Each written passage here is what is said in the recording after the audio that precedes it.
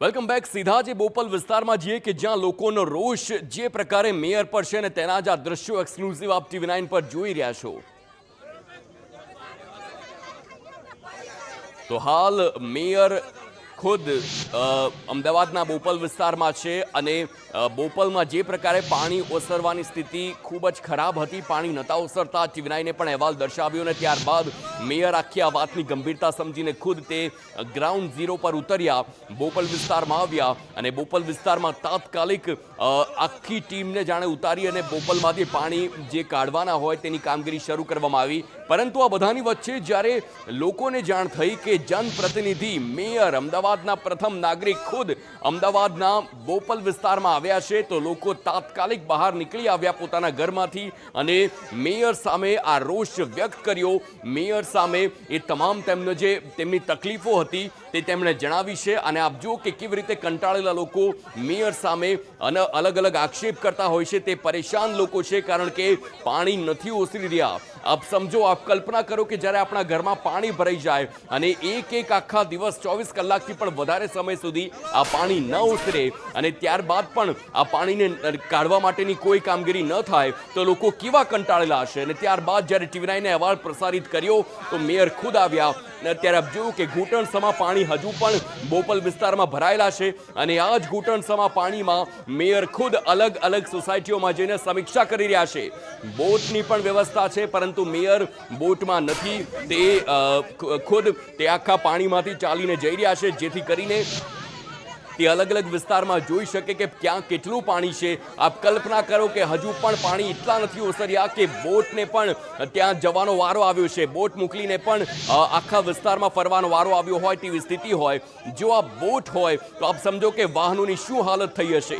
એ સ્થાનિક લોકો કે જે ત્યાં રહે છે તે લોકોના વાહનોની કયા પ્રકારની ખરાબ પરિસ્થિતિ થઈ હશે કારણ કે હજુ પણ બોટ ફેરવવી પડે તેટલી ખરાબ હાલતમાં પાણી ભરાયેલા છે અને હજુ પણ આ પાણી ક્યારે ઓસરશે તે તો જોવું રહ્યું। પરંતુ હવે EMCની ટીમ ત્યાં પહોંચી છે અને ત્યારબાદ હવે આગળની કાર્યવાહી પણ કરવામાં આવશે। જોઈ શકો છો આખા વિસ્તારમાંથી પાણી નીકળી ગયું છે, જે ઉડાણવાળી સોસાયટીઓ છે ત્યાં પાણી છે અને તાત્કાલિક ધોરણે અત્યારે આ જ રોડ ઉપર મશીન મૂક્યા છે અને આગળ મેઇન રોડ ઉપર પણ મશીનો મૂક્યા છે। કુલ 15 પંપી આપણા ચાલુ છે અને તાત્કાલિક પાણી નીકાળવાની કામગીરી ચાલુ છે। તાત્કાલિક પાણી નીકાળવાની કામગીરી કરવામાં આવશે। મેયરે તમામ જે રહીશો છે તે રહીશોને આશ્વાસન પણ આપ્યું છે। મહત્વની બાબત છે કે આખરે બોપલમાં ડ્રેનેજ નેટવર્ક નથી, શું કારણ આ વખતે આટલું બધું પાણી ભરાવા પાછળ? તે અમદાવાદની અંદર બોપલ ગુમાની અંદર 25 ઇંચ જેવો વરસાદ થયો છે।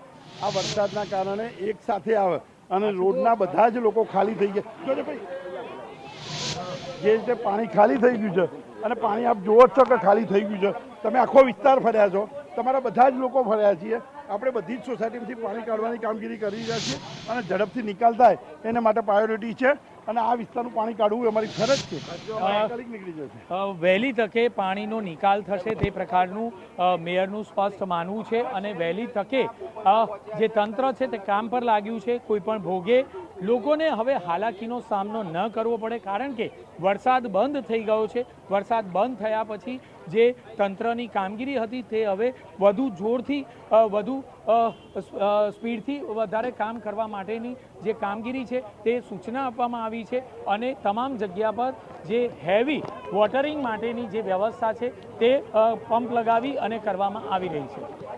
જી, મેયર કહી રહ્યા છે કે પાણીના નિકાલની શરૂઆત થઈ ગઈ છે પરંતુ બોટને લાવવી પડે છે। તે દ્રશ્યો જ અનેક સવાલોના જવાબ આપી દે છે કે કેટલું પાણી ઓસર્યું છે કારણ કે જો અગર પાણી ઓસર્યા હોત તો બોટની વાત જ ના હોત અને ચોક્કસથી જ્યારે પાણી ઓસરવાની શરૂઆત એટલા માટે થઈ છે કારણ કે મશીનો લગાવવામાં આવ્યા। તેમનું એવું કહેવું છે કે બોપલ ગોમામાં અવિરત વરસાદ પડ્યો અને અવિરત વરસાદના કારણે આવી સ્થિતિ સર્જાઈ હોય પરંતુ સવાલ એ થાય કે વરસાદ બંધ થયા અને કલાકો થઈ ગયા અને આજે સવારે શું આ બોપલ ગુમાની યાદ આવી તંત્રને, એ મોટો સવાલ છે।